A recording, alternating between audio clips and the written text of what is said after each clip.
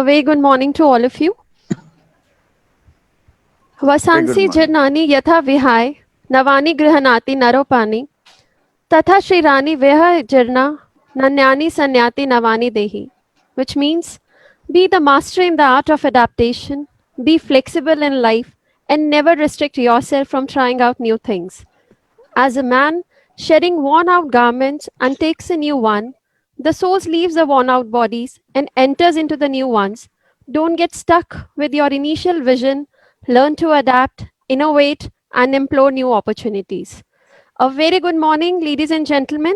This is Veenu Sharma, feeling privileged to extend my warm welcome to our chief guest, Dr. Rishikesha Trikrishnan, Director, IIM Bangalore, Dr. Harivansh Chaturvedi, Director BIMTech, Dr. Anupam Verma, Deputy Director BIMTech, Shri Saket Khetanji, Member of Board of Governors, Mr. Alok Gupta, President of Global Alumni Association of BIMTech, all faculty members who joined as panelists on the screen, lovely students, alumni, industry expert, and parents who joined us here for the celebration of 33rd Foundation Day ceremony at BIMTech through online mode.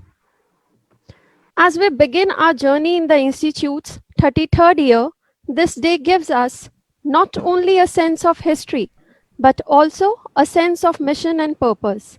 As we celebrate our Foundation Day today on 2nd of October, this day also marks the birth anniversary of two great leaders of India, Mahatma Gandhi and Lal Bahadur Shastri. It reminds us about the morals and the values on which our organization works and guides us on our way forward. I would like to share a famous quote by Albert Einstein. I quote, "You can't solve a problem on the same level as it was created. You have to rise above to the next level." यहाँ व्यक्ति या देश को जरूरत पड़ती है नवोन्मेष की और कहा गया है कि केवल परिवर्तन ही अपरिवर्तनशील है, तो आत्मनिर्भर व्यक्ति समाज या देश के लिए नया परिवर्तन नवोन्मेष है। हमारे देश के प्रधानमंत्री Shri Narendra Modi ji make in India और हाल ही में आत्मनिर्भर भारत का संकल्प लिया है और अब समय है इस संकल्प को पूर्ण करने की तरफ कदम बढ़ाने का। And much before make in India, Gandhi ji taught us self reliance और आज ही के दिन 33 वर्ष पूर्व स्वर्गीय श्रीयुत बसंत कुमार बिरला एवं स्वर्गीय श्रीमती सरला बिरला जी ने महात्मा गांधी के जयंत सुअवसर पर इस संस्थान की स्थापना की थी और आज ये संस्थान अपने संस्थापकों द्वारा देखे गए सपनों को गांधी जी द्वारा प्रेरित पथ पर चलकर पूरा कर रहा है। BIMTech's journey from its humble beginning in a small room in Push Vihar, New Delhi, to this current sprawling campus at Greater Noida is a reflection of the same spirit. And since then, the institute has grown from strength to strength and is now counted among one of the best private B schools across India. Now, moving ahead, I would like to share one of the most popular Hindu bhajan written in 15th century by the poet Narsi Mehta in Gujarati language. The bhajan was included in Mahatma Gandhi's daily prayer and his favorite bhajan, Vaishnav Janto Tini Kahiye. वैष्णव जन तो तेने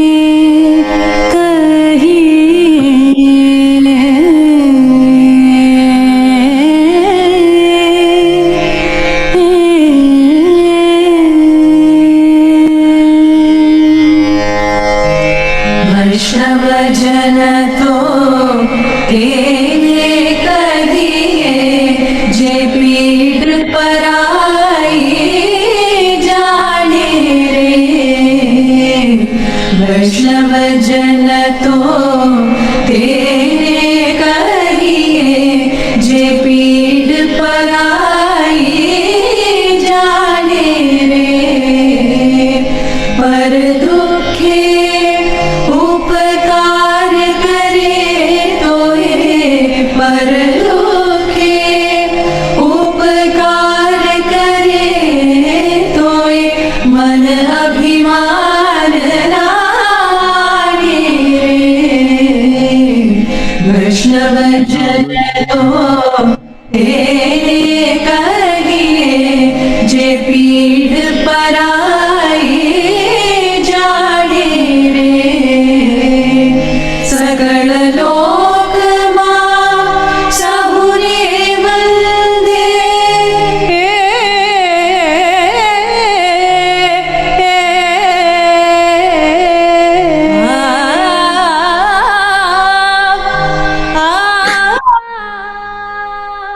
सकल लोक मां सबुरे वंदे निंदा न करे केली रे वाच काच मन निश्चल राखे धन धन जननी तेरी रे वैष्णव जन तो तेरे कहिए जे पीड़ पराई जाने रे मोह माया व्यापे नहीं जेने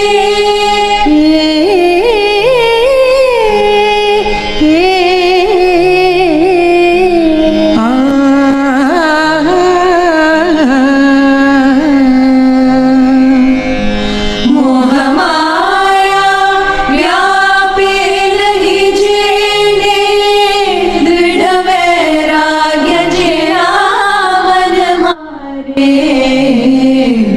राम नाम शु ताड़ी रे लागी सकल तीरथ तेरा तन मारे वैष्णव जन तो तेरे कहिए जे पीड़ पराई जाने रे पर दुखे उपकार करे तो ये पर दुखे उपकार करे तो ये मन अभिमान राणे रे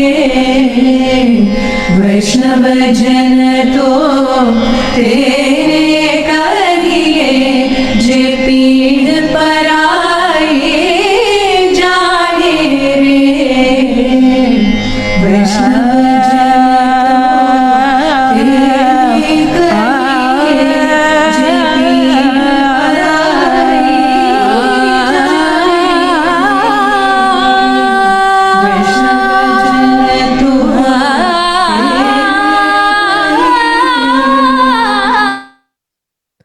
The bhajan you all just heard was performed by leading classical vocalist from Singapore who performed this bhajan during the visit of our Honorable Prime Minister of India, Shri Narendra Modi, who unveiled a plaque in memory of Shri Mahatma Gandhi at Clifford Pier, where a portion of his ashes were immersed in March 1948 after his passing. Moving ahead, now I would like to invite Dr. Harivansh Chaturvedi, Director BIMTech, who from last 21 years showing us the right path, innovative ways, and taking all of us together as one BIMTech family towards the path of success to deliver the welcome address and share the significance of this day with the audience. Over to you, sir. Thank you, Dr. Vinu Sharma. Am I audible to all of you? Yes, sir. Yes, sir. Thank you. So, good morning. Morning. Good morning. Good morning, ladies and gentlemen. It gives me great pleasure to extend a hearty welcome to the chief guest today, Dr. Rishikesh T. Krishnan, our Board of Governors member, Sri Saket Khetan and Sri Alok Gupta, our guests from industry, my faculty colleagues, alumni, current students and parents. Today is the 151st birthday of Mahatma Gandhi, father of the nation. It is also the 33rd foundation day of BIMTech, which started its journey on October 2nd, 1988, in a basement at Birla Vidya Niketan School, Saket, New Delhi. Today is also birthday of India's second Prime Minister, late Lal Bahadur Shastri, who was also a great leader in the Gandhian mold. The whole world today, Mahatma Gandhi,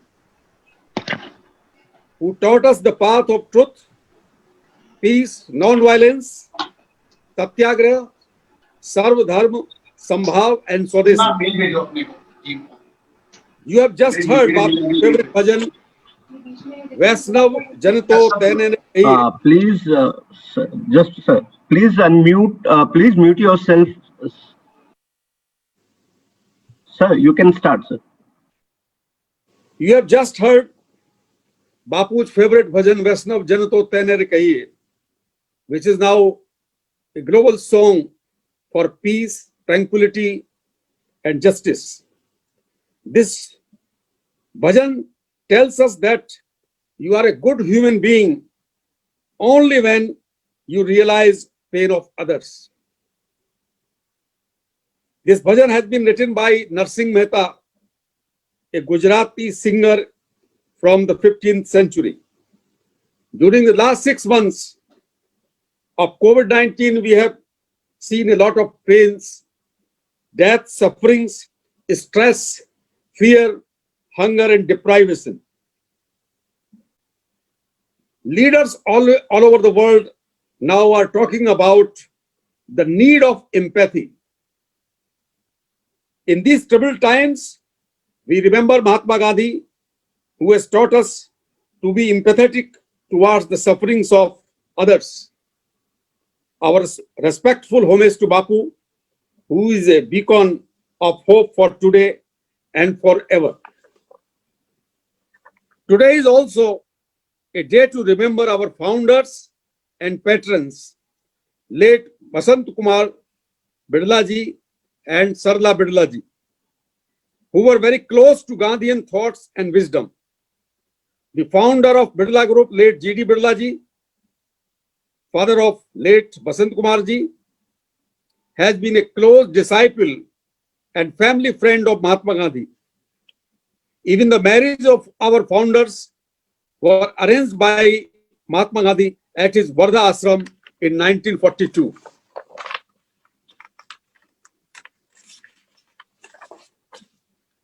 Our founders have given us a motto of excellence with values, which is also part of our logo, and we always try to adhere it in our thoughts and lives. In our value quote, one of the value is innovativeness and entrepreneurship. Today we have amidst us a renowned Indian thought leader on innovation. Our chief guest, Dr. Hrishikesh T. Krishnan, who is currently the director and professor of strategy at IIM Bengaluru. Educated at IIT Kanpur, Stanford University, and IIM Ahmedabad, his main areas of interest are strategy and innovation. By writing number of articles, case studies, research papers, and 2 famous books on innovation, he is considered a thought leader on innovation and entrepreneurship. Today it will be our privilege to listen to the 33rd Foundation Day address on innovation and Atmanirbhar Bharat by Dr. Krishnan. Very hearty welcome to Professor Krishnan. He has always been supportive to BIMTech. Our founder, late Basant Kumar ji Birla, expired last year on July 3rd, 2019. In his memory, we have started Basant Kumar Birla Distinguished Scholar Award last year. Today, 3 eminent scholars from IIM Kharagpur, IIT Delhi, and MICA Ahmedabad are being conferred 3 awards amounting to ₹1 million. The annual Best Teacher, Best Research Scholar, and Best Thesis Awards for the faculty of our own institute are also being conferred today by the chief guest. We are also felicitating our senior colleague, Professor K.K. Sinha, who has completed recently 10 years of yeoman service to this institute. We have to felicitate 10 staff members also who have also completed 1 decade of their commitment to this institute. Let me express my sincere gratitude to Professor Hrishikesh T. Krishnan for finding time to be our chief guest on this important day. We are all excited to hear your views on this important subject. And now over to Dr. Vinu Sarma, anchor person for today. Thank you so much, sir. Thank you for your enthusing us with the spirit of innovation and Atmanirbharta. It is very much in need for the day. Now, I'm profusely overjoyed to take the opportunity to introduce our chief guest of the day, Professor Hrishikesh T. Krishnan, Director and Professor of Strategy at Indian Institute of Management, Bangalore. He completed a 5-year term as Director of Indian Institute of Management, Indore in December 2018. Professor Krishnan has done his MSc Physics from IIT Kanpur, MS Engineering Economic System from Stanford University, and Fellow from IIM Ahmedabad. His main areas of interest are strategy and innovation, and has been listed in the Thinkers 50 India list of most influential management thinkers from India. Apart from publications in academic journal, case studies, and articles in business press, as mentioned by Dr. Chaturvedi also, Professor Krishnan has written 2 books, 8 Steps to Innovation, Going from Jugaad to Excellence. This book has won the Best Book Award for 2013-14 from Indian Society for Training and Development, and the second book, From Jugaad to Systematic Innovation, The Challenge for India. Professor Krishnan was a member of expert committee set up by the Government of India in 2017-18 under the chairmanship of Justice B.N. Sri Krishna to propose a data protection framework for India, and also a member of board of Higher Education Financing Agency and Wheels India Limited, and a trustee of the Foundation for Excellence India's Trust. Professor Krishnan co-founded one startup and was the CEO of another. He has been on the jury of Economic Times Startup Award and currently on the advisory board of Your Nest Investment Advisors. Thus, without wasting any time, I would like to invite Dr. Hrishikesh for the Foundation Day lecture. Over to you, sir. Yeah, thank you very much. Good morning to everybody. First, let me congratulate BIMTech on this 33rd Foundation Day. I've had the privilege of interacting with BIMTech and Dr. Chaturvedi, Dr. Sahai, and other faculty for several years. I also had the privilege of visiting BIMTech on a couple of occasions. So it is really very happy opportunity for me to be here today on your Foundation Day. And let me congratulate all of you for the excellent progress BIMTech has made over the last several years. Let me also take this opportunity to pay my homage to late Sri Basant Kumar Birla and Srimati Sarla Birla. I had opportunity to meet Sri Basant Kumar Birla only once. That was many, many years ago in the residence of Sri Rajmohan Gandhi. And I remember in the brief interaction I had with him, he came across as a very simple yet wise person. So I certainly have very positive memories of my interaction with Sri Basant Kumar Birla. And it is indeed a privilege for me to be a Foundation Day speaker at an institution which was founded by him. So thank you very much for your invitation. I will like to make my presentation, but I think there is a small problem. You have to give me sharing rights. Otherwise, I don't think I can share the presentation. Sir, sharing rights are available, so you can share. Okay, very good. So let me just see if I can do that.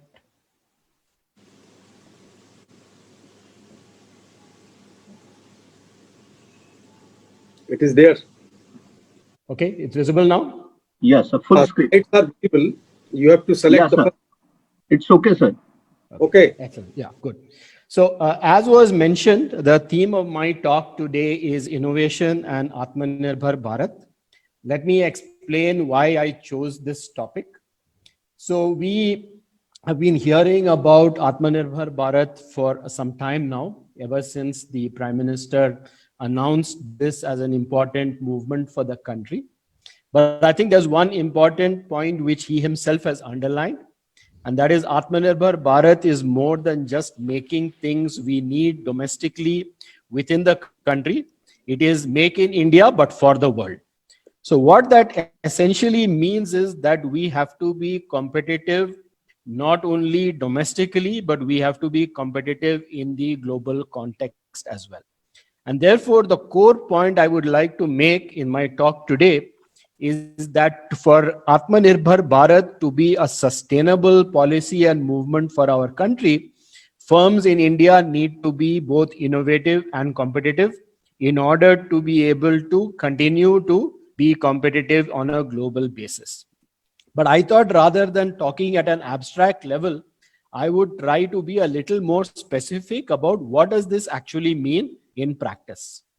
So I'm going to base my talk today on the Indian motorcycle industry, because this is one industry which gives us some insights into what does innovation and competitiveness really mean.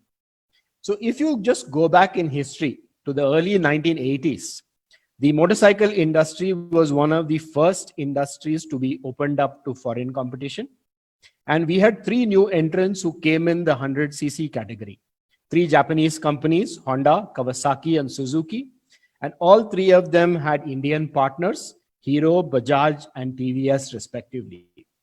What was the result of the entry of these multinational giants? Well, they, in a sense, transformed the motorcycle industry. You can see that from the sales numbers I'm showing you. In about 20 years, the sales went up from 759,000 to more than 4 million. So the technology, the know-how that these Japanese companies brought in enabled the motorcycles made in India to meet the needs of Indian customers. However, there were also a couple of interesting developments on the partnership front. TVS and Suzuki actually decided to split quite early, way back in 2001. And approximately 10 years later, Hero and Honda also decided to discontinue their joint venture in 2010-11. Let us fast forward to 2020. Today, the Indian motorcycle market is the largest in the world. It accounts for 40% of global volume. But the more interesting thing is that Indian original equipment manufacturers account for almost 80% of this market. So the three companies which were involved in those partnerships, Hero MotoCorp, Bajaj Auto, and TVS Motor, today account for a dominant share of the Indian market, which, as I mentioned, is the largest motorcycle market in the world. Interestingly, Honda, which is a global leader in motorcycles, today competes in India as an independent entity, but it has only 14% market share. What is the interesting takeaway from this? The takeaway is that our Indian companies have been able to chart their own destiny even without their erstwhile partners. And today, in fact, Hero MotoCorp remains the world's #1 two-wheeler manufacturer. As a joint venture with Honda, Hero Honda was the world's #1. But today, even after about 10 years after the separation, Hero MotoCorp remains the world's #1 two-wheeler manufacturer. So the interesting question to ask is, how do we explain the excellent performance of Indian motorcycle companies? Because remember, all the top brands of the world are also present in India. In fact, those same companies who were earlier collaborating with Indian companies, both Honda and Suzuki, today they are present in the Indian market as independent entities. So a simple answer to that question is the creditable performance of the three Indian two-wheeler OEMs. It can be attributed to the internal capabilities that they have developed in manufacturing, technology development, product development, and of course, a deep understanding of the Indian consumer. And this is what has enabled them to be highly competitive and to deal with foreign competition without too much difficulty. If you try to put this in a conceptual framework, you can see that the Indian motorcycle companies have been quite consistent with the model proposed by Forbes and Wield, again, about almost 20 years ago. The Indian companies first learned how to produce high-quality motorcycles by collaborating with foreign partners. They then learned how to improve efficiency by improvements in the production process. They then learned how to become almost world leaders in production. So the third bar we are talking about is going ahead as far as production is concerned. And then in the last 10, 15 years, they've also graduated to both improving products as well as designing new products. So let us just take a little bit of a deep dive into these different activities. One area where Indian motorcycle companies have consistently done extremely well is excellence in manufacturing and quality. Just to give you one example, TVS Motor won the Deming Award in 2002, which is globally considered a sign of excellent quality management practices. But more interestingly, their chairman, Mr. Venu Srinivasan, became the first Indian industrialist to be awarded the Deming Prize in 2019. And the Deming Prize is given to an individual who has consistently led the quality movement over an extended period of time. Not only have these companies done well in manufacturing and quality, they have developed an excellent vendor ecosystem. Of course, Hero as a company has a long track record. As Hero Cycles, they developed an excellent vendor network in and around Ludhiana. But today they have gone into doing the same thing in the motorcycle arena. And you can see that that's one of the mainstays of the motorcycle industry. Intensity of imports is a good indicator of how self-reliant you are. And a good example of this is Hero MotoCorp, whose imports in 2019 were just 5% of their sales. But just doing well at production is not good enough. You will also see that these companies have excelled in R&D and product development. In fact, post the split, Hero MotoCorp set up a new center of innovation and technology that attracted the best of talent. Remember, this was quite a significant step because prior to the split, Hero was largely dependent on Honda for technology. In fact, when the split happened, many were worried whether Hero would be able to sustain without the technological backing of Honda. But they have gone on to do so. Their royalty payments have decreased significantly. And through a combination of outsourcing and their own efforts, Indian OEMs today have become self-sufficient in technology. In fact, if I were to take just a specific example, I would definitely take the Bajaj Pulsar, which has been one of the most successful bikes developed in India. Bajaj developed this in collaboration with a small Japanese R&D company called Tokyo R&D, and it was the first to incorporate twin spark ignition into small bore engines. So if you look at this bike, there are several reasons why this bike was so successful. The first thing that Bajaj did very effectively was to build a bike that combined power and style with a reasonable cost of running.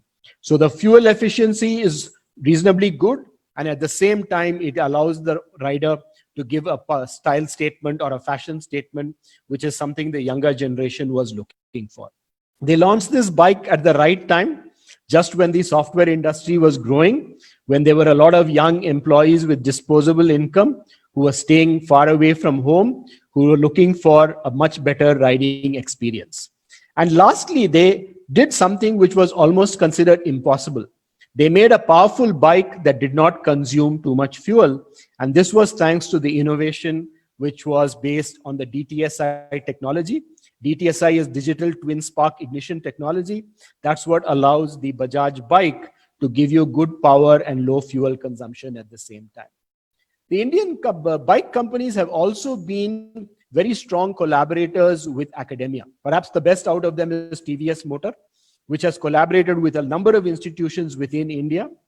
It has also been one of the largest participants in government schemes to encourage R&D in the automotive sector.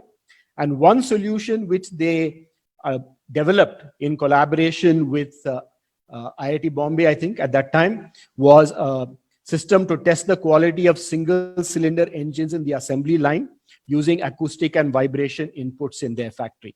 So we all generally bemoan the fact that Indian companies don't interact sufficiently with academia, but the Indian motorcycle industry has been an exception to this. Of course, as I mentioned at the outset of my talk, being competitive is not only about your domestic market. Of course, in the motorcycle industry, the domestic market is large, and therefore doing well here is a good indicator. But we should also look at global markets. So let's look at the Indian OEMs in global markets. Unfortunately, the situation there is slightly different. Hero MotoCorp has a relatively small footprint outside India. Part of this is historical. That's because Honda did not allow exports to markets where Honda had a strong presence. Bajaj Auto and TVS have done better in the international arena, but even they have found it difficult to achieve leadership. For example, Bajaj Auto has done very well in markets like Sri Lanka, Bangladesh, and Nigeria, which are perhaps not as sophisticated as the Indian market, but they have all struggled in Southeast Asia, which in engine capacity terms is quite similar to India, but Indian companies have a small share of less than 3% in this market. In fact, overall Indian OEMs exported about close to 3 million two-wheelers in 2019, which was about 17.5% of the two-wheelers they sold. The biggest exporter among them is Bajaj. But as I mentioned earlier, we have not really done as well as we should have in the Southeast Asian market, which is probably the most competitive one. Why have we not done so well in Southeast Asia? Well, this is an interesting thing to look at. Honda, who is a highly versatile company and of course renowned globally as an engine specialist, is the dominant player in Southeast Asia. And Honda has a very simple model of developing its engines from its central R&D, but localizing products in the different Southeast Asian two-wheeler markets. They have also developed products that are crossover models that are specially designed to meet the local requirements of Southeast Asian customers. The Indian OEMs, as I mentioned, compete for a relatively small market share in these markets. In fact, the Japanese are historically entrenched in Southeast Asia. Japanese brands have an exalted status, but Indian companies are not yet there. Though the engine capacity requirement is similar in India and Southeast Asia, the product preference differences in Southeast Asia have made it a little challenging because Southeast Asian customers are looking for higher styling, better aesthetics, and Indian companies are not yet there. Of course, it also requires significant investment because if they are to develop products specifically for the Southeast Asian market, they will have to develop those separately from the models they are developing from the Indian market. Another challenge for Indian OEMs is in the electric vehicle sphere. Though Indian motorcycle companies by Indian standards do quite well on R&D investments, but their spending of 1.5% of sales on R&D is low by international standards. And as of the moment, Indian two-wheeler OEMs have a modest presence in EV technology. They are following a dual strategy of developing in-house models as well as picking up strategic stakes in EV startups. The size of the electric two-wheeler market, of course, is quite small now, but it is doubling every 2 years. And if that happens, Indian companies will need to quickly upgrade their presence in electric vehicle technologies. So what is the moral of the story? The moral of the story, if I can just sum up to what I discussed so far, is that Indian two-wheeler companies have been quite good at continuously increasing their efficiency thanks to their prowess in manufacturing. They have been good at developing products to meet the needs of Indian consumers, but they still haven't been as successful in developing products for more sophisticated global markets. So I would say that they have been certainly quite successful in being competitive in India, competitive to a reasonable degree in some external markets, but not competitive in the most sophisticated markets. So it's a kind of mixed bag as far as competitiveness is concerned, but full credit to them for using their innovation capabilities to protect and build the Indian market, which is an outstanding achievement for these companies. Of course, there are also cautionary lessons of what happens when you don't keep abreast of technologies. Consider Indian companies in the smartphone business. Many of you would remember that just 5 years ago, we had brands like Micromax, Lava, Intex, etc., that had a combined market share of over 30%. Today, their combined market share is less than 10%. And in fact, it is the Chinese handset makers of brands like Xiaomi, Vivo, Oppo, etc., which are really the successful brands today. The reason Indian companies lost out is they never controlled the technology. They never had a significant investment in the supply chain. They were dependent on Chinese manufacturers for sourcing.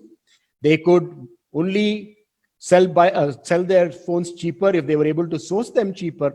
And once the companies from which they were sourcing decided to go into the business themselves, like BBK Electronics, it was no longer possible for Indian companies to dominate in the handset business.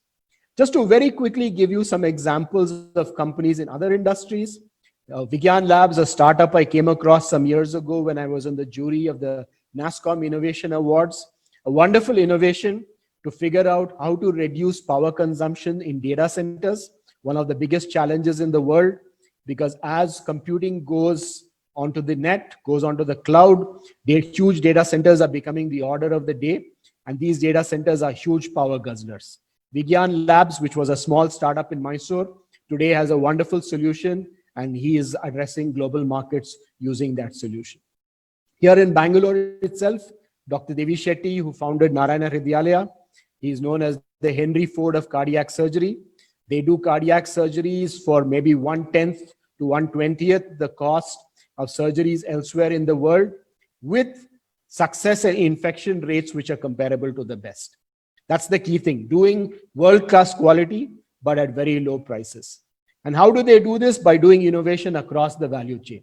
In hospital design, in how the operating theaters are structured, how the anesthetist works, reducing staffing, training relatives in post-operative care, backward integrating into manufacturing drapes, you name it, they have innovated across the value chain to bring down the cost of surgery to about $1,400 to $1,500 now, and their goal is to bring this down to $800. In the financial services industry, we have market leaders like Bajaj Finserv, which today have done extremely well in the personal loan market by a combination of very interesting innovations. One is, of course, issuing credit card and EMI cards to lots of consumers, so they're able to track consumer behavior, and in parallel using data from data agencies like Equifax and combining this data in order to do loan approvals in less than 30 seconds with delinquency rates, which are once again some of the best in the industry. So that just shows you how innovative and creative use of data can make you one of the most competitive players in a very competitive industry like personal finance. Or if you're looking at a more high technology industry like the biotech industry, another company based here in Bangalore, Biocon, has gone up the value chain, moving from generics to biosimilars to potential blockbusters, using innovation, but all of it based on their expertise in fermentation technology, which they built through the food enzyme business. Okay, so let me come to the last part of my talk, which is about what is the implications of all this. I've tried to explain to you that in today's competitive world, whether you want to be competitive in India or competitive in the world, you need to be innovative and competitive, which means you need to be continuously trying to improve your processes, your products, your marketing, every activity within the company. But I would like to just focus on one important dimension, which is innovation. And I strongly believe that if Indian companies want to be competitive, if they want to be the backbone of Atmanirbhar Bharat, they need to build what we call a systematic innovation capability. What does that mean? It means not depending on chance or luck for innovation, but making innovation embedded in your company. Can this be done? Yes, it can be done.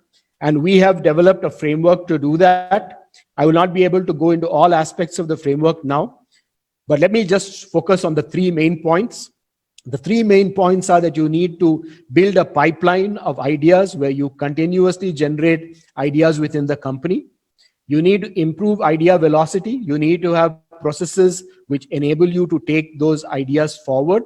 And you need to remove blocks and other things that come in the way of developing your ideas.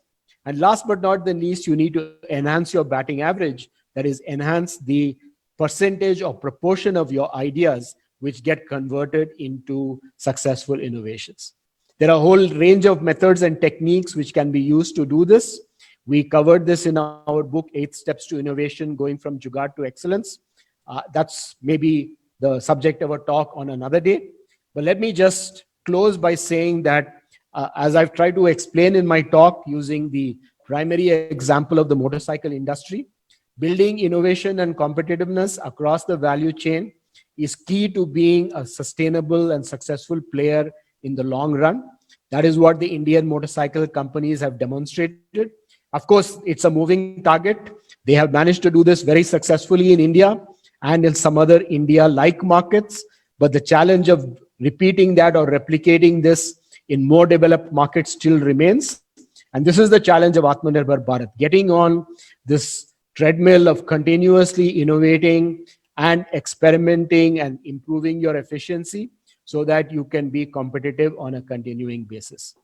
So before I conclude, let me once again thank Dr. Chaturvedi, thank BIMTech, thank all of you for listening to me this morning.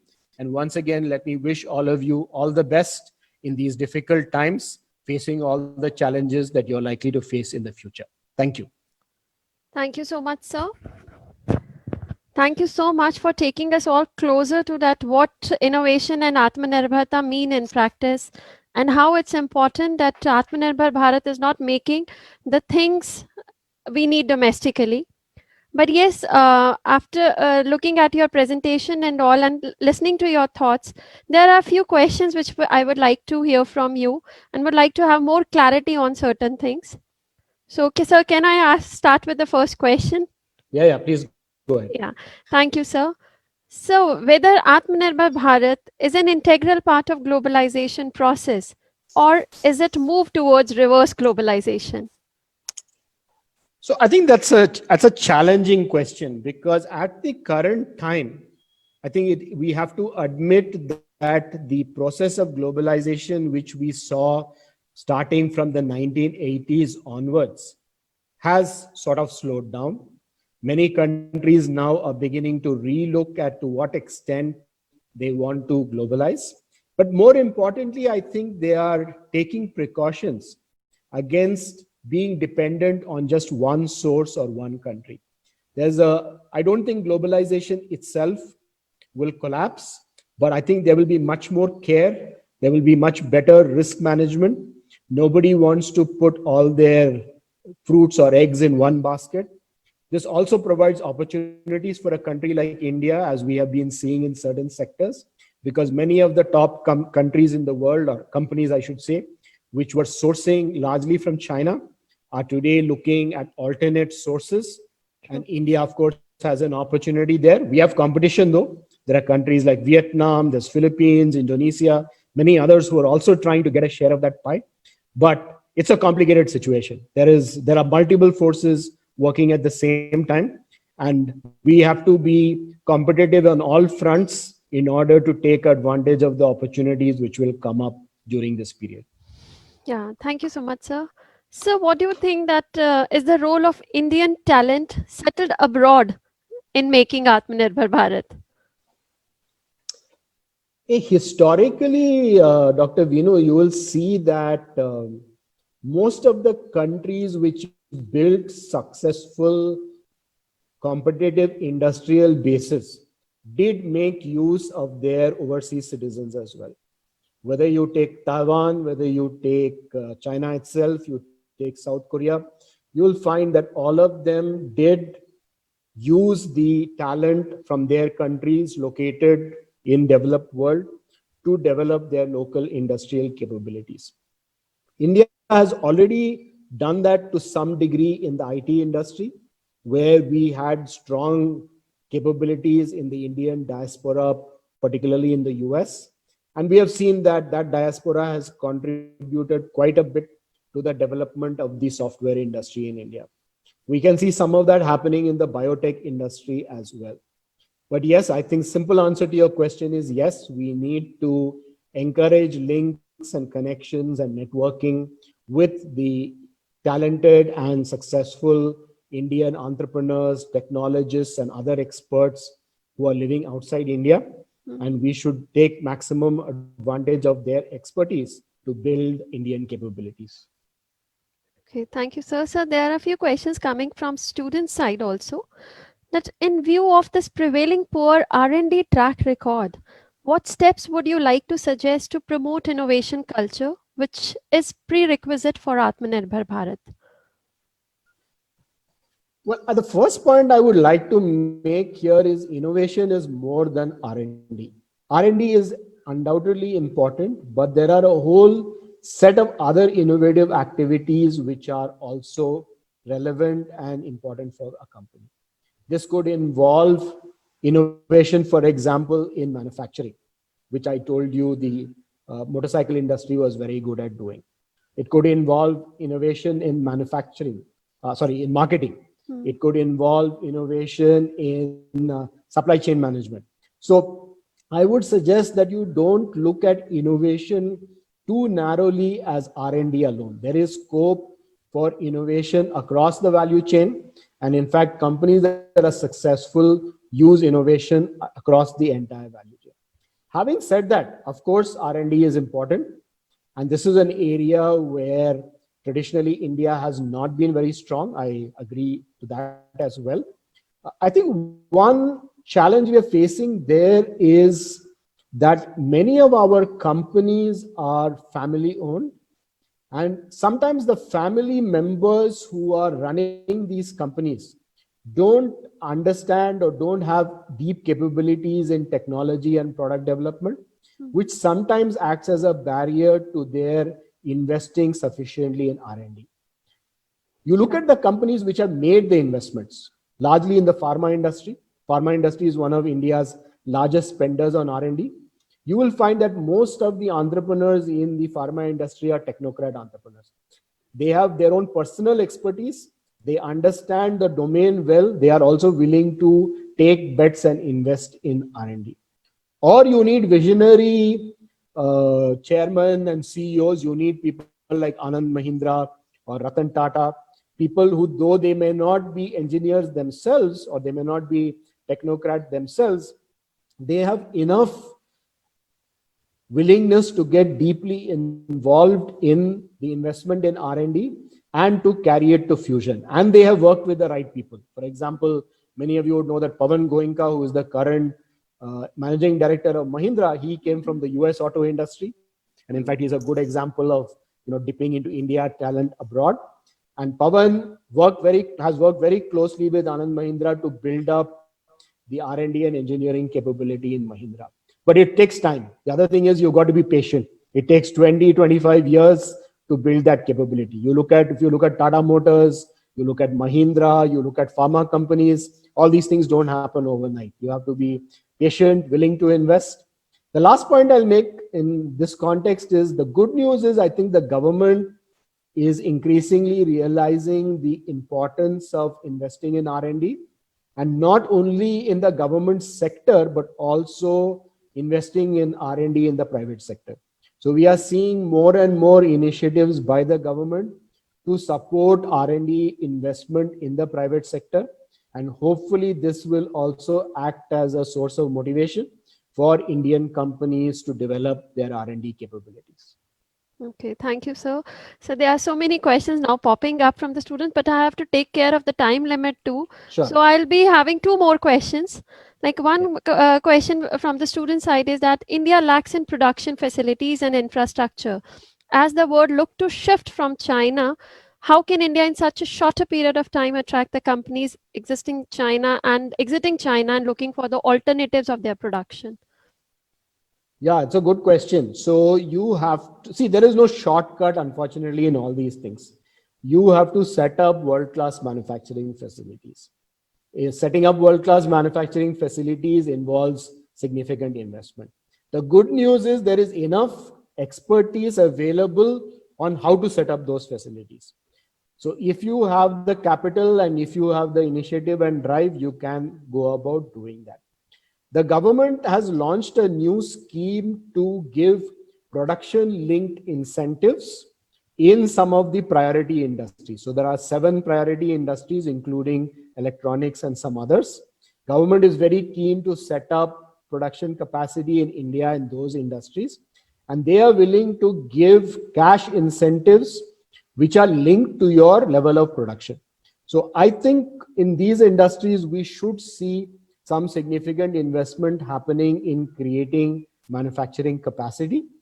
The other challenge is, of course, the regulatory framework, in particularly things like environmental clearance, getting land, and all those. Hopefully, those will also be addressed. True. Thank you, sir. And now the last question. that do you think that government is on right track in terms of policy initiatives to make Atmanirbhar Bharat? That's a difficult question again. See, I think the challenge is this. It's not easy. It is the government faces a complex situation today where the government really doesn't have too much additional resources at its disposal. Thanks to COVID, the government spending has gone up significantly on healthcare, testing, etc. Our ability to borrow is also limited because of countries' credit rating and other financial parameters. So the government, in a way, is constrained in many directions. So given these constraints, the government has to figure out a path which will not only drive Atmanirbhar Bharat, but also ensure the sustainability of the economy and the financial setup. I think they are being a little conservative given the nature of this challenge. Yeah. But these are the constraints with which they are grappling. It's not going to be easy, but like everything else, we can't depend on the government alone. If we want to make things work, we'll also have to contribute to making these things happen. Yeah, thank you so much, sir. As I mentioned, I have to control the time for the session too, Sure. and I have to move for the further activities planned for the day. But I really would like to thank you, sir, for the clarity which you have given to us regarding the Atmanirbhar Bharat. That is more than making the things we need domestically. And yes, one should have to have the systematic innovation capability, as you mentioned, 3 pillars, like building the pipeline, improving the idea, and removing the blocks. They are really the essential things for looking forward for the things of innovation and Atmanirbharta. Thank you so much, sir. Yeah, I can just add one last comment. If Yeah, any sir. of your student friends have some questions, they can certainly email me or they can post on Twitter or somewhere, and I'm happy to answer. Thank you. Yeah, thank you so much, sir. Thank you so much for this kindness. Thank you. Now, moving ahead and taking the proceedings of the day forward, I would like to share BIMTech instituted a research award in the memory of Shri Basant Kumar Birlaji to recognize the distinguished research scholars in social sciences and management based on their publication during the past 5 years. And for the same, I would like to invite Dr. Ajoy Kumar De, Chairperson, Center for Management Case Development, to share the details, please. Over to you, sir. Thank you, Vinu. Thank you. And good morning to everyone present. Honorable Chief Guest, Dr. Rishikesh Krishnan, Mr. Saket Khaitan, Dr. Chaturvedi, award winners, my colleagues, and dear students. Finally, the day has come to honor the 3 distinguished research scholars by handing over the Basant Kumar Birla Awards. This felicitation was originally planned in the month of April 2020, but you know why it could not be held. This is the first year of the awards. The first prize of rupees 5 lakhs, second prize is of 3 lakhs, and the third prize is of 2 lakhs. To be really transparent and avoid subjective evaluation, we have considered only those research publications which have appeared in top-ranked journals, listed in FT50 or ABDC A star or ABS 4 and equivalent publications. And that too during past 5 years. A committee of 3 selected the 3 scholars, and I'm happy to announce that Dr. Shefali Gupta of MICA won the first prize. Dr. Arpan Kaur of IIT Delhi won the second prize, and Dr. Ramendra Singh of IIM Calcutta won the third prize. Let's give a big round of applause to the winners. Going forward, we will raise the bar, and this time we will consider only those publications in which the scholar happens to be either sole author or the first author. We hope that this initiative of BIMTech will really motivate researchers to publish high quality research papers and raise the level of management research in India. Thank you. Over to Vinu. Thank you so much, sir. Now, on behalf of Birla Institute of Management Technology, I would really like to congratulate the winners as shared by Dr. Day and would like to invite them for the acceptance speech of the recognition. First, I would like to welcome Professor Shefali Gupta, Mica Ahmedabad, for getting the first prize. Congratulations, ma'am. Over to you. Thank you so much, Vinu. And Yeah, you're good audible. morning. Yeah, good morning to all of you.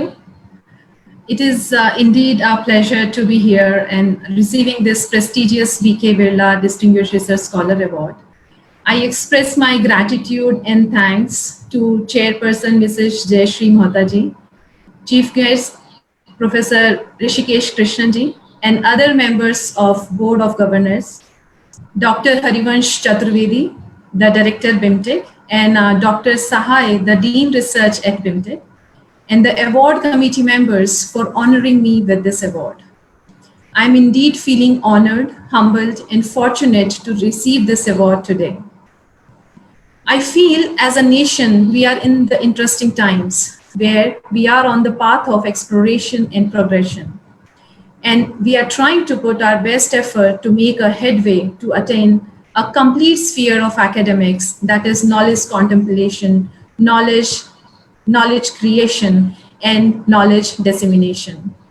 For faculty in India, I feel the opportunities are increasing these days to learn from scholars worldwide through attending conferences, collaboration, and getting feedback on their own research. If institutions also provide a nurturing environment for fostering scholarly research, then I'm confident that the best mind in India can compete effectively from idea generation to conceptualizing the study to generating and disseminating that knowledge. As everyone knows, that motivation to focus on research dimension can be intrinsic, extrinsic, or both. Fortunately, today more institutions are offering extrinsic motivation for publishing in top journals, like awards for the good publications. And when combined with the insatiable desire to learn and produce research from within oneself, that timing could not be any better than now to leapfrog and showcase the talent in India. Awards like this provide additional motivation and sense of satisfaction to every scholar that years of hard work can be acknowledged and appreciated by the like minds. This kind of recognition is not only encouraging to the recipients like me, but also to those individuals who are aspiring to produce high quality research and know that a sustained quality of research will get noticed and rewarded. My plea to academics in India is to keep thinking about how knowledge generated from India can be exported to the developed economies. This process is very similar to combination of grassroots innovation and reverse innovation of knowledge. As part of the new education policy, the future is only more facilitating than ever before. I am blessed to be a part of all this in these times and to be able to contribute to the growth of the discipline. I dedicate this award to all those who constantly provided me with the motivation and support in my journey as an academician and more particularly as a researcher. My earnest and sincere gratitude to my family, to my parents, to my academic mentor, to all my co-authors, my students, my school MICA, and the large academic fraternity I belong to. Every one of them has inspired me immensely. Once again, I express my gratitude for this award and thank the entire Birla Group for arranging an award of this kind to encourage quality research in Indian academic landscape. Thank you so much. Thank you so much, Professor Shefali. Now I would like to request Professor Arpan Kar IIT Delhi for getting the second prize for the acceptance speech, sir. Thank you so much. A very good morning, or rather a good afternoon to everybody. It's indeed a great privilege to have been selected for the prestigious Basant Kumar Birla Distinguished Research Scholar Award for my research contributions in the field of management. I'm extremely grateful to the chairperson, Mrs. Jayashree Mohtaji, and the other members of the Board of Governors, Dr. Harivansh Chaturvedi, the Director, Dr. A. Sahai, the Dean of Research, and Professor Rishikesh Krishnan, the Chief Guest today. This recognition will inspire me to try a lot more and achieve greater impact in the years to come. Since the award has been on the basis of very selective journal publication like Professor Dey mentioned, getting this recognition also means that high quality research in India is increasingly getting its due recognition from academia and corporate alike. Also, this means that Indians sitting in India can produce research papers which can have a very high impact. As an academic, it is a duty and privilege not only to contribute in sharing knowledge, but take an active part in co-creating such knowledge and actively contributing to the body of literature.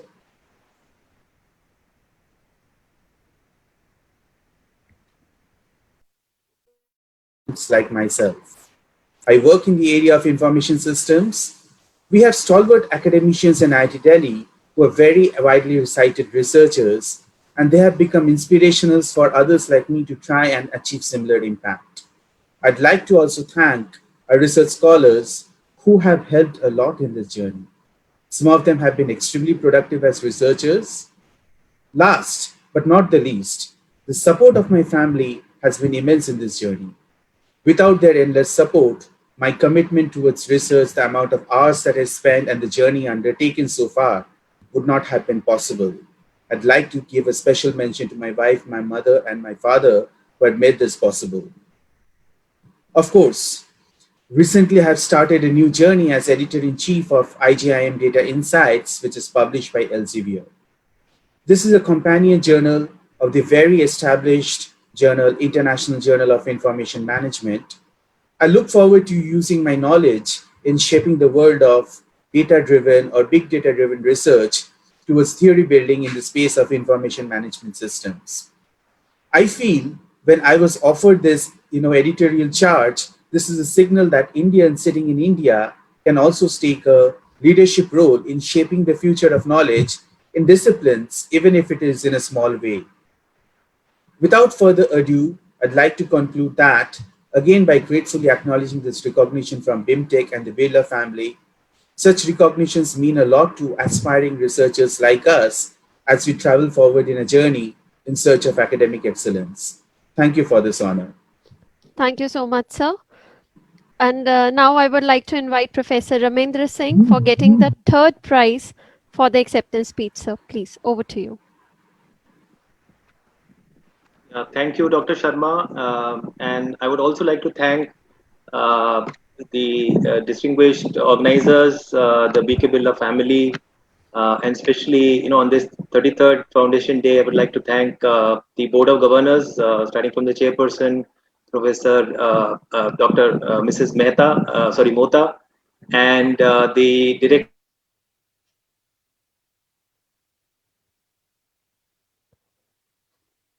Let me also, show them what they have given me here. So wonderful 2 gifts from, thanks to the BK Birla family. This is the, golden, for me, it looks to be very golden, golden award. This is the plaque. And let me also show you the certificate.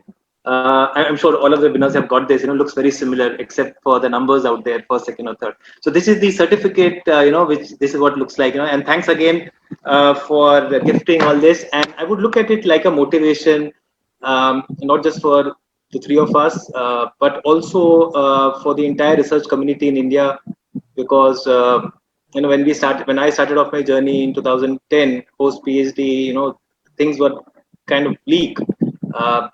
Most foreign schools and most Western academia thought that Indian B schools are teaching shops. So somebody told me in the US that IIMs are teaching shops.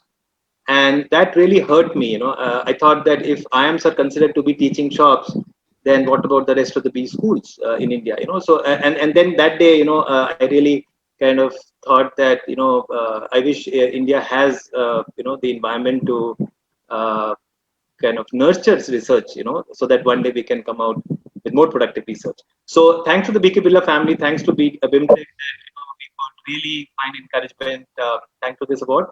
I would also like to dedicate, like the rest of the winners, dedicate this to my family, dedicate this to my mentors, dedicate this to IIM Calcutta, my colleagues who have been great support. I am a faculty in marketing group, and and all of them in IIM Calcutta are wonderful colleagues. So dedication is done now. Now let me get to the point. So I would also like to take this opportunity to to make a point, and my point is that the research in India is not really seriously looked at, and that is one thing that, as I said, really hurts me. And the reason for that is we are not really very serious in our research, right? And we take teaching very seriously, but we don't take research very seriously. And I could never figure out why that's happening. So if the faculty in India starts taking research seriously, and I'm sure the stature of the B schools, the stature of the faculty. I am Bangalore director, who's also a chief guest. So, and I'm sure IIM Bangalore is doing great. And most of the IIMs are actually taking a lot of efforts to increase the research status and the stature of the IIMs. So I would really appeal to all the academics, and the future academics, the research scholars who are present here, to please take research more seriously. And to the administrators here, I would kind of request you to kindly work towards making the research stature of the Indian institutions much higher than what currently we have. And finally, I would again like to thank the entire BIMTech family and the BK Birla family for the motivation that you provide by by giving these rewards, and thanks a lot. Thank you so much, Professor Ramendra. Many congratulations once again to all of you for this outstanding and sustained contributions to the research and development you all had made in the field of management during the period of 2015 to 19. Thank you so much, sir and ma'am, and BIMTech wishes you all the very best for your future career too. Thank you so much.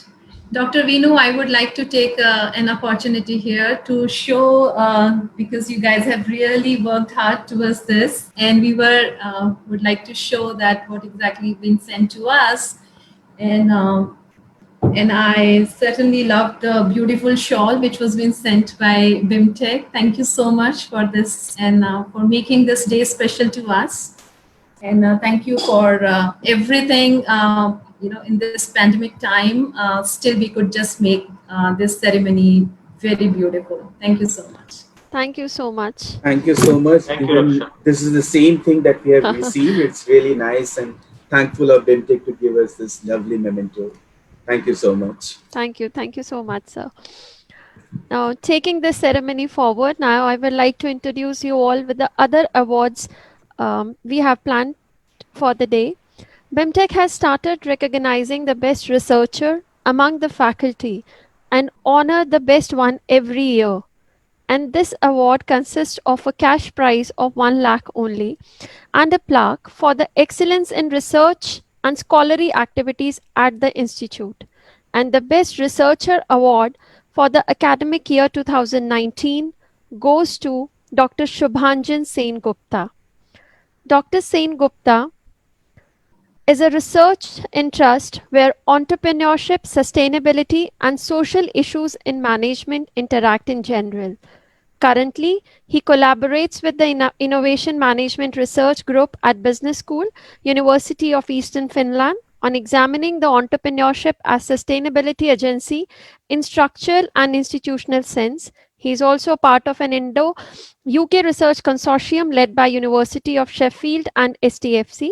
And this year, he was also one of the top 4 finalists in Best Business Ethics Paper category in the Social Issues in Management Divisions at the Annual Academy of Management Conference.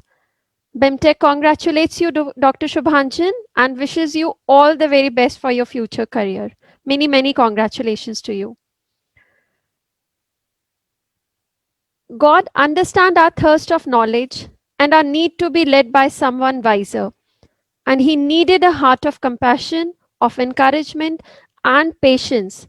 Someone who would accept the challenge regardless of the opposition, and someone who could see the potential and believe in the best in others. Yes, he made teachers.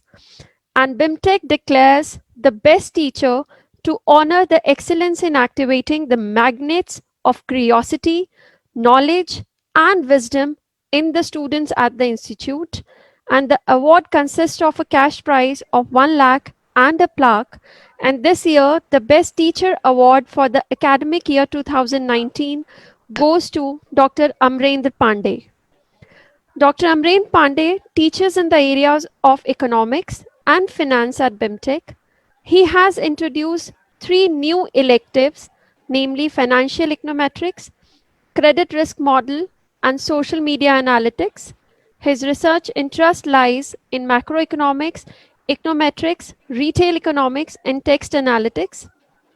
He, along with his co-researchers at BIMTech, has also got 1 research grant from Jagdish Sheth Foundation and 2 research projects from Insurance Regulatory Development Authority of India and United Development Project Bangladesh.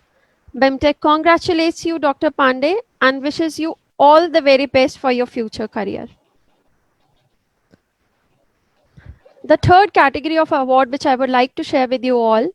In existence of last 33 years, BIMTech has committed itself to contribute positively to all facets of professional management education and developing well-trained and qualified faculty to teach in B School is one such side to which BIMTech find itself committed. As such, the Center for Research Studies was established in BIMTech way back in 2002. And the center facilitates the doctoral research through its PhD and fellow program in management. Dr. Jagdish N. Sheth endowment of rupees 5 lakh was created by the eminent professor from Emory University, the US himself in 2012, instituting the Best Thesis Award to recognize good research at the doctoral level conducted at the institute. And this award, which includes a cash prize of 50,000 along with the citation, is conferred on a selected researcher who has been awarded PhD or FPM through the Center for Research Studies.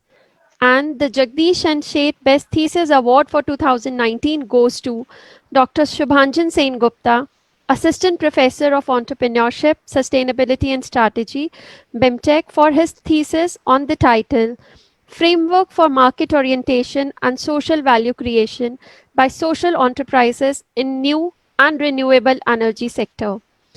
BIMTech congratulates you, Dr. Shubhanjan, and wishes you all the very best for your future career.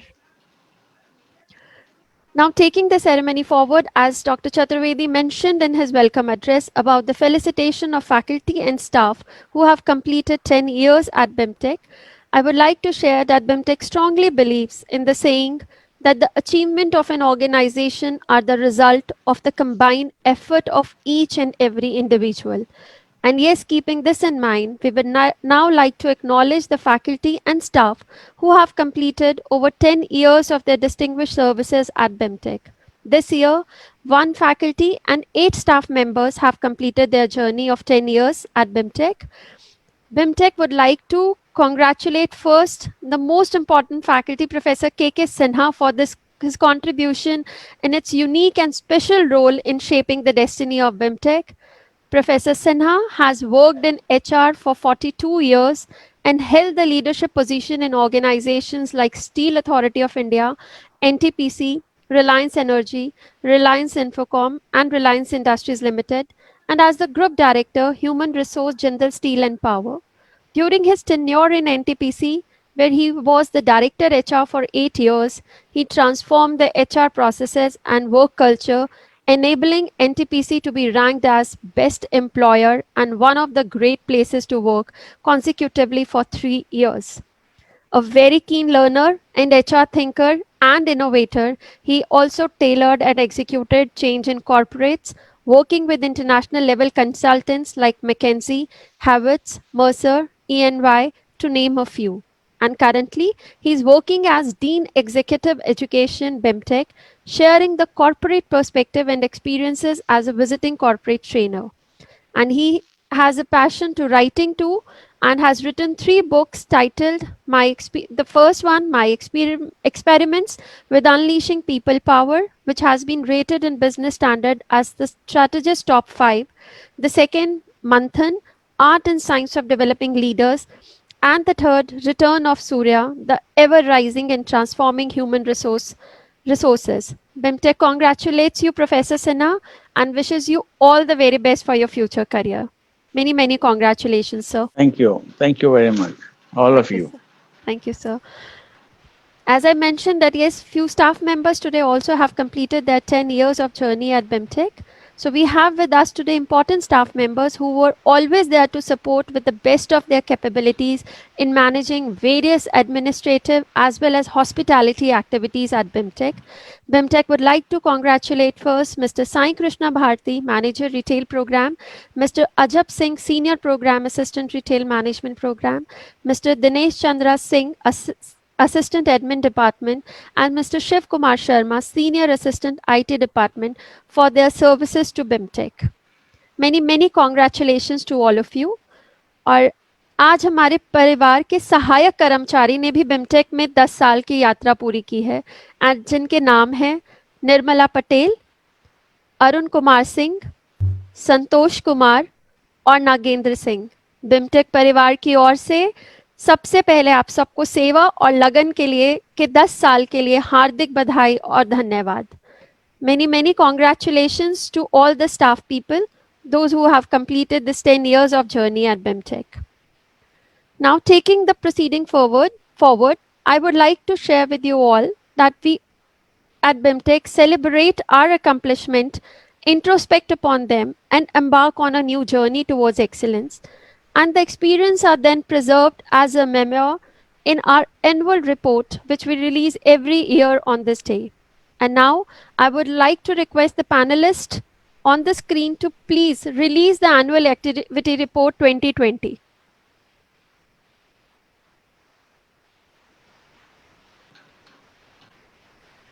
I would like to specially mention a big thanks and congratulations to Dr. Jaya Gupta, Associate Professor BIMTech, and Ms. Bindu Radhakrishnan, Head Corporate Communication, for editing and compiling the annual activity report 2020.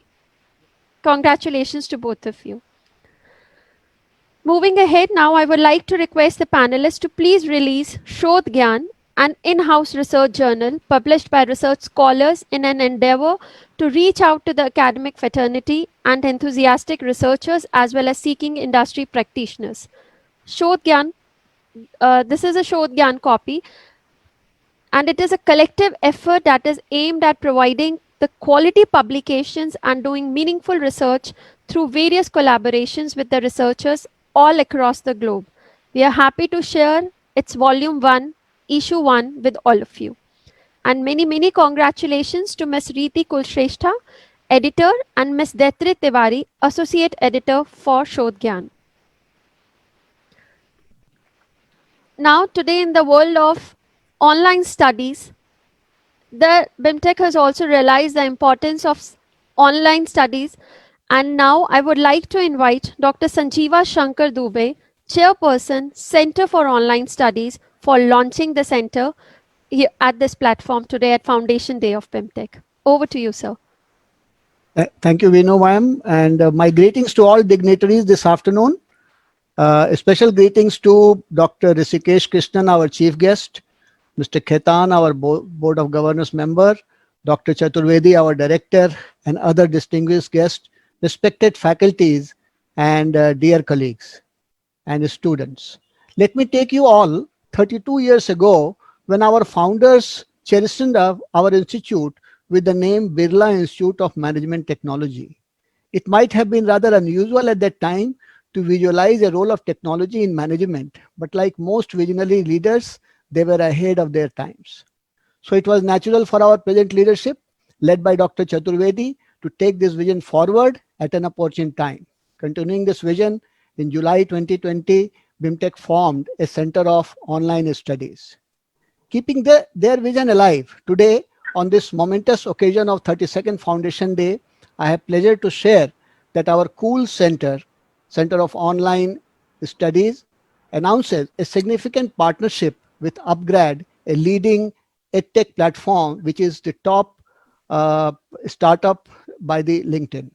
We will together run a full-fledged AICTE approved 2 years PGDM program for off-campus learners using digital medium starting from 1st of January 2021.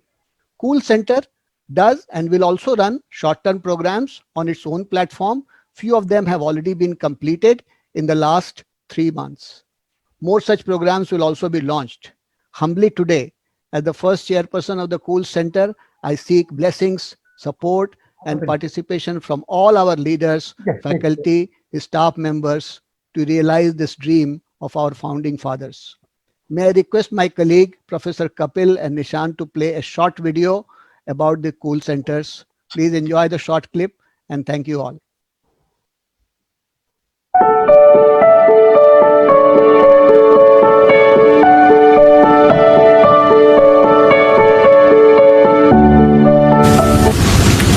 I'm delighted to share with all of you that your institute, BIMTech, has been given grade 1 autonomy by All India Council for Technical Education recently. Under this autonomy, BIMTech has been permitted to launch online courses. To meet this requirement, we have recently set up Center of Online Studies, and this center has been given mandate by the management to launch certificate courses, diploma courses, and also full-time online courses.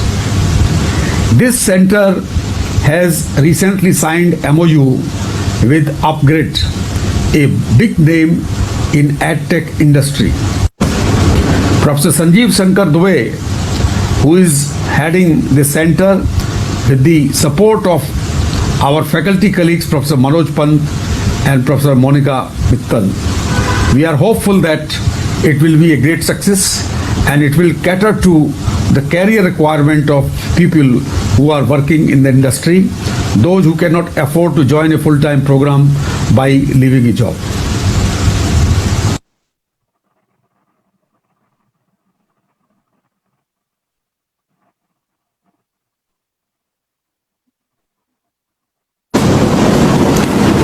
Hello, BIMTech has got a 32 years old track record of management education from the house of BK Birla, and we are going to launch online education very soon. BIMTech is a grade 1 autonomous institution and amongst top 50 on the NIRF ranking. The online education in BIMTech, it is going to be a game changer, and it will be reinventing the higher education, where it will provide very, very high quality of management education at an affordable, flexible pace, as well as cost-effective manner. The digital online classes have become the order of the day, and I'm sure my learners will be greatly beneficial from this. Thank you. Hi everybody, my name is Falgun Kompali and I'm one of the co-founders of Upgrad. Today it gives me great joy that Upgrad is partnering with BIMTech, which is one of the premier and elite business schools not only in India but globally, to launch a full PGDM program, a 2-year program with specializations in banking and finance, retail, IT, and also in general management. As I said, in the Upgrad journey, I think this is a watershed moment where we have the privilege of partnering with a university and an institution with the values and the vision of BIMTech. And we are very excited to launch this program and make sure that we offer differentiated value proposition to learners and also deliver on very strong learning and career outcomes for all of the learners who enroll into these programs. As I said, just to close, really excited about this partnership, really privileged to be working with BIMTech, and we look forward to delivering great value proposition to learners and building a long-term sustainable and fruitful relationship with BIMTech. Thank you.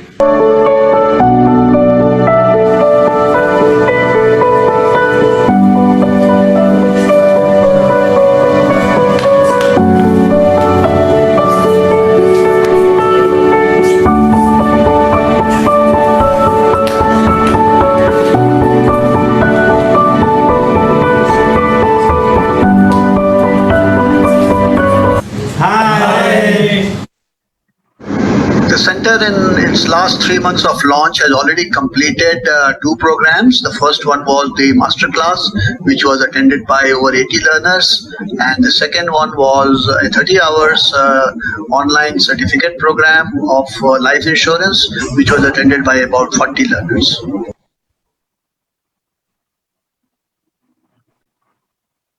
Thank you so much, Professor Dubey, and all the very best to Team Cool for taking this initiative. We wish you good luck for the future and wish you great success too. Now, as a token of gratitude, we would like to present a memento to our chief guest, Dr. Rishikesh T. Krishnan, in this virtual mode. I would like to mention that this hand-painted Tanjore painting is made by Mrs. Chitra Sinha, wife of Professor K.K. Sinha, Dean Executive Education. Ms. Chitra Sinha hails from Ranchi and did her schooling from St. Margaret's and graduated with philosophy honors from Ranchi Women's College in 1970.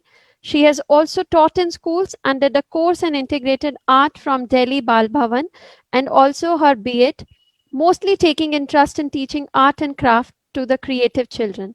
Thank you so much, Mrs. Sinha, for sharing this beautiful gift with us. And we will, on behalf of BIMTech, I would like to share that this will be sending to Professor Rishikesh Krishnan very soon. Thank you so much, ma'am. Thank you so much, sir.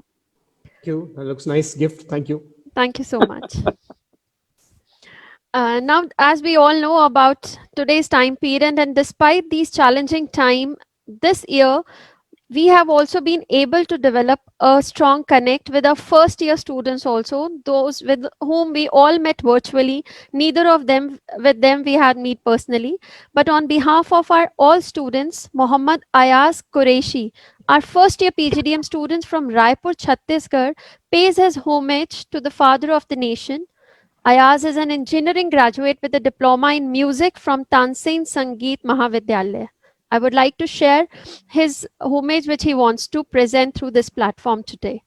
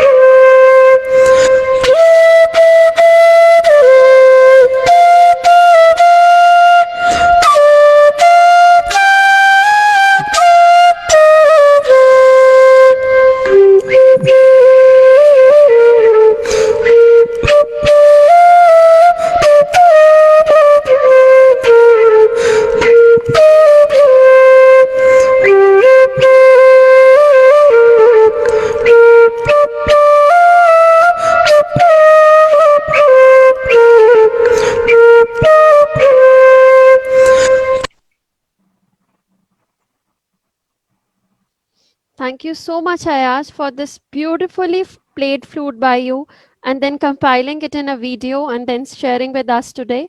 It's really very well played. Many, many congratulations to you for the effort you made. Thanks a lot. And now coming to the end of the session, as we all know that no duty is more urgent than that of returning thanks, I would now like to call upon Dr. Anupam Verma, Dean Academics and Deputy Director, to propose vote of thanks. Thank you, Dr. Vinu Sharma. Thank you, sir. Our chief guest, respected Dr. Rishikesh T. Krishnan, members of our Board of Governors, Dr. H. Chaturvedi, faculty and other colleagues, our alumni, distinguished guests, parents, and dear students.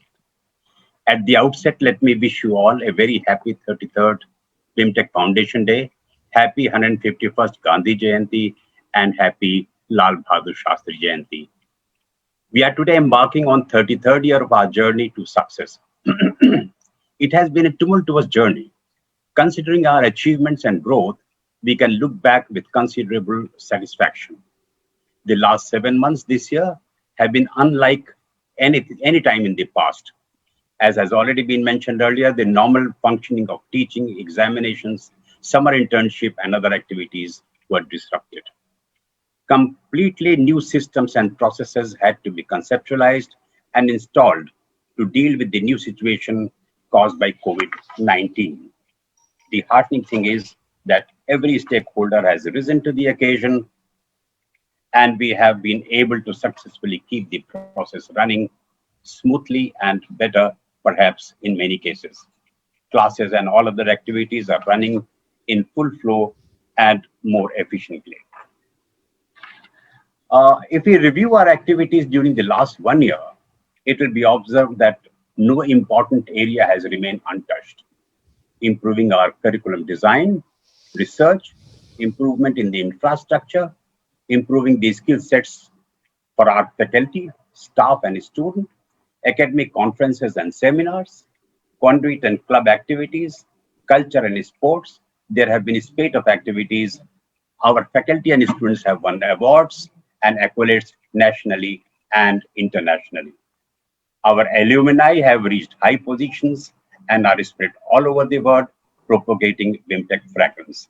We are in touch with most of them, and they are also contributing to BIMTech's growth in many ways. We are fortunate to have today amongst us Dr. Rishikesh T. Krishnan as the chief guest. He is a highly accomplished institution builder, teacher, thought leader, a thinker, a writer, and an educationist, and a person par excellence to grace this occasion. In his Foundation Day address today, he has touched upon the very topical theme of innovation and Atmanirbhar Bharat, their relevance in everyday life as well as to management education. I'm sure everyone present here will agree with me the way he has very incisively analyzed the whole scenario. He mentioned that to be Atmanirbhar, we have to be innovative and competitive in global context, in addition to the domestic market. He supported his views with very relevant examples. This made all explanations so very easy to understand. His words of wisdom shared with us will go a long way to become inspiration for our students and indeed for all of us. I am privileged to express our sincere gratitude and thanks to him for having spared so much of his valuable time for us. Thank you, Dr. Krishnan. Thank you so much, sir. Sorry. It has been our privilege to felicitate the Basant Kumar Birla Distinguished Research Scholar Awardees for Social Science and Management 2019, Shefali Gupta, Dr. Shefali Gupta, Dr. Arpan Kar, and Dr. Ramendra Singh. Congratulations to them once again. We are also very happy to have felicitated Dr. Shubhanjan Sen Gupta for having received the Best Researcher Award, Academic Year 2019-20, Dr. Jagdish N. Sheth Best Thesis Award 2019, and Dr. Amarendra Pandey for having received the Best Teacher Award for Academic Year 2019-20. Our best wishes to all the award winners. I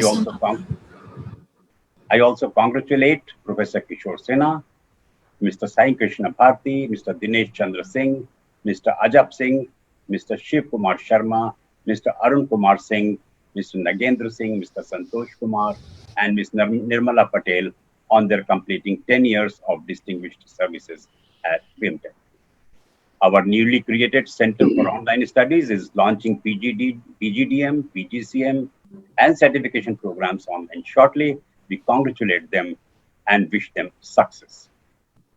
Our annual feature, the Annual Activity Report 2019-20, was released today. This is an onerous job, and I congratulate Dr. Jaya Gupta and Ms. Bindu Radhakrishnan for meticulously collecting the information, editing it, and ensuring on-time publication. We also congratulate our research scholars for the launch of the in-house journal Shodh Gyan, where they will have the opportunity of publishing their articles and research papers. I express our sincere gratitude to all guests present online and attending our Foundation Day program today. We get a lot of motivation and encouragement by their continuous support. I think every employee of BIMTech needs to be congratulated and thanked on Foundation Day for his or her contribution to BIMTech's growth. Last but not the least, thank Ayaz, our first year student, for beautiful homage to our father of the nation, Gandhiji. It was, I think, last minute edition, but it was wonderful. Thank you all. Thank you all very much. Thank you so much, sir. And now, before I close this session, may I request the panelists on the screen and the students and the parents who joined us for the session through online mode to please join us for the national anthem.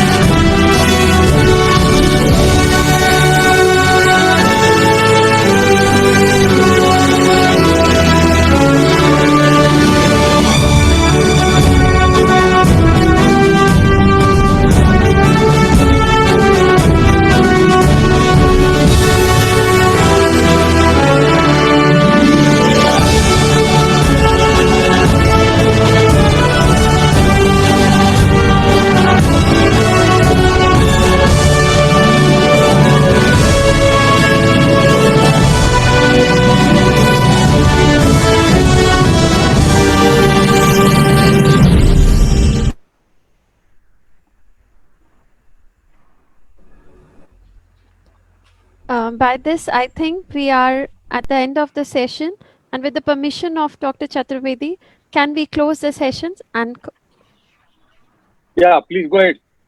okay, thank you all. Thank you so much, all the panelists, and thank you all who joined with us virtually for this day and for the celebration with the BIMTech family. Thank you all. Thank you. Very well organized. Thank you so much. Yeah.